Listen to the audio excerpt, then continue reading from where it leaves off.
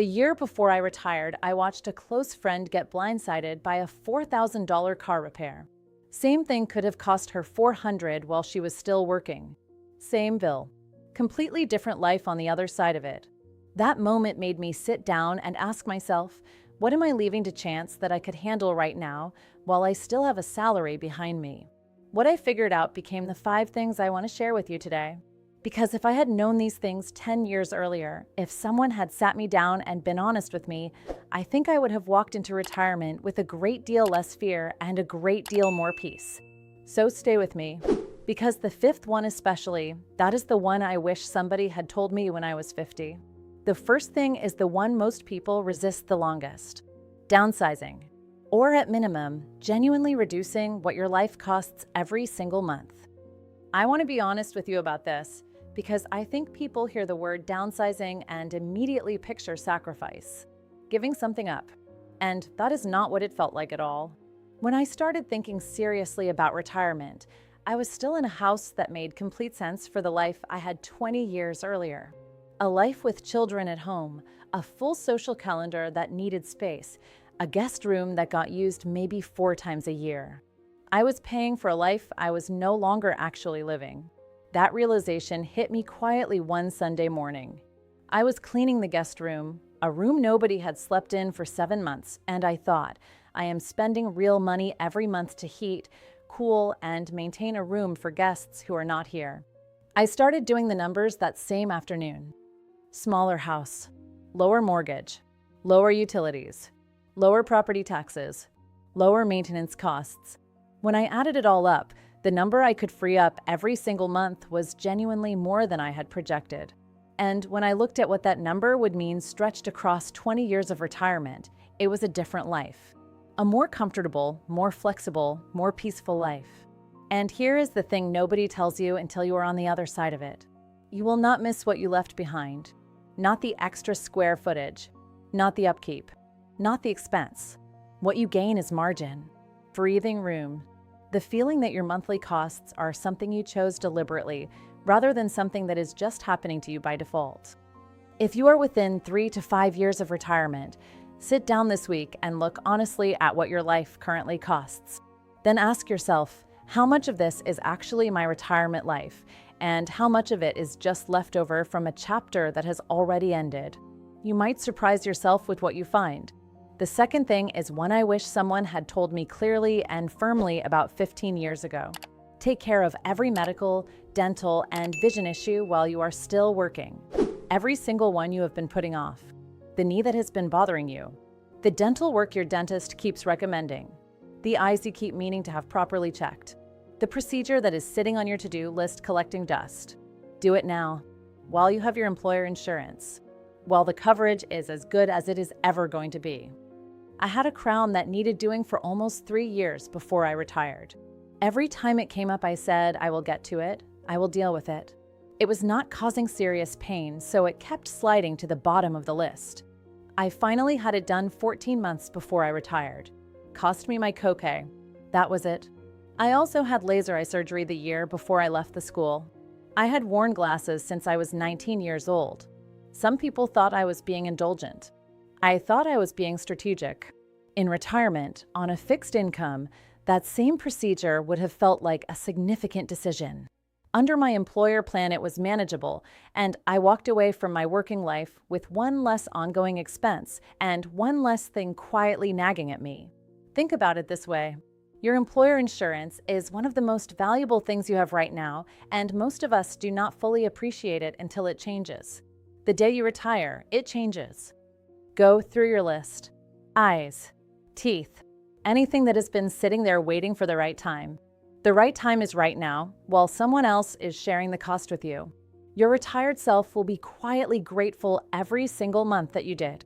The third thing is the one I feel most passionately about, and it is not about a purchase at all. It is about understanding your own money before you stop working. I ran a school for 22 years. I managed budgets, handled staffing costs, made financial decisions that affected hundreds of people. I was not a woman who was uninformed about money in any general sense.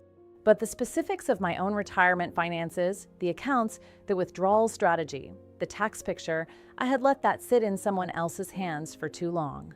And about 2 years before I retired, I decided that was going to change. I started sitting down with our statements and actually reading them, asking questions I had never asked before, pulling out a notepad and working through the numbers myself rather than just receiving a summary. And what I found genuinely surprised me: the taxes on 401k withdrawals. For years, I had heard that tax rates are lower in retirement. And that is true. But lower is a relative word that nobody bothers to define for you. When you draw from a traditional 401k, every dollar comes out as ordinary taxable income. And depending on how much you draw and what else is coming in, the tax bite can be significantly more painful than you ever imagined when you were dutifully putting money in decade after decade. I wish someone had sat me down at 52 and said, "Start moving money into a Roth account now." Steadily, deliberately. A Roth grows tax-free, and when you withdraw in retirement, you owe nothing on it. Nothing. I am not a financial advisor, and I am not telling you what to do with your specific situation. What I am telling you is this: understand your own money. Know what you have, where it lives, what it will cost you to access it, and what your options are. Do not let it be someone else's department, even someone you trust completely. That knowledge is not just financial security. It is a kind of personal confidence that changes how you walk into retirement. And every woman deserves to walk in that way. The fourth thing is practical in a way that might feel almost too simple. Sort out your car before you retire.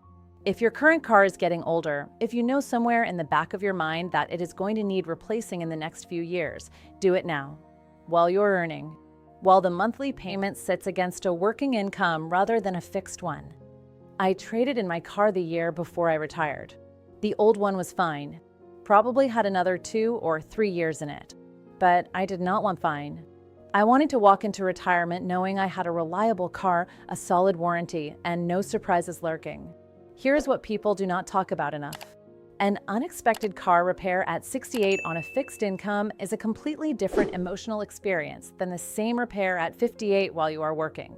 The dollar amount might be identical. The feeling is not. One of my closest friends, a woman named Diane who retired just before I did, held onto her car to save money in the short term. 8 months into retirement, the transmission went. For $1,000 she had not planned for and had not budgeted for. She handled it. But she talked about it for months, not just the money, but the feeling of vulnerability it left her with. She wished she had just replaced the car before she stopped working. Get ahead of it. One less unpredictable expense in retirement is worth more than people realize until they are living on a fixed income and every unexpected bill carries a weight it never used to carry. The fifth thing is the one I feel most personally about, because it is not really about money at all. It is about giving yourself permission to spend on the things that matter before you retire, while you have your full income, while your health is cooperating, while the version of you that can fully enjoy the thing you have been saving for is still very much here. I had a colleague named Margaret, taught English at our school for 31 years, spent her entire career talking about the summer she was going to spend in Italy, sitting in a piazza with nowhere to be, learning to actually cook, taking her time in a way she had never been able to. She retired at 64. Healthy, comfortable.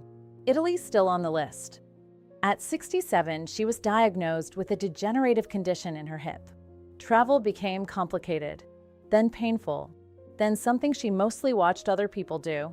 Italy never happened. I think about Margaret more than she knows. The things you are planning to do in retirement, some of them will wait patiently for you. But your health is not a variable you can plan around with certainty. Your energy at 62 is genuinely not the same as your energy at 72. The version of you that can take the trip, do the course, renovate the kitchen, have the experience, that version has a window. And that window is not as wide or as forgiving as we like to tell ourselves. If there is something you have been saving for retirement, something that truly matters to you, I want you to look honestly at whether you actually need to wait. Whether some version of it could happen now or soon, before life quietly makes it harder. Buy the thing. Take the trip. Make the reservation. You worked for decades for this. The permission you are sitting around waiting for is already yours. If I could sit across from every woman watching this right now, here is what I would say. Retirement is not something that just arrives and takes care of itself. It is something you build deliberately in the years before you get there. The decisions I made in those last few years before I left the school, looking honestly at our costs, getting every medical thing handled, finally understanding our finances for myself, replacing the car, stopping the waiting. Those decisions gave me something I could not have bought directly.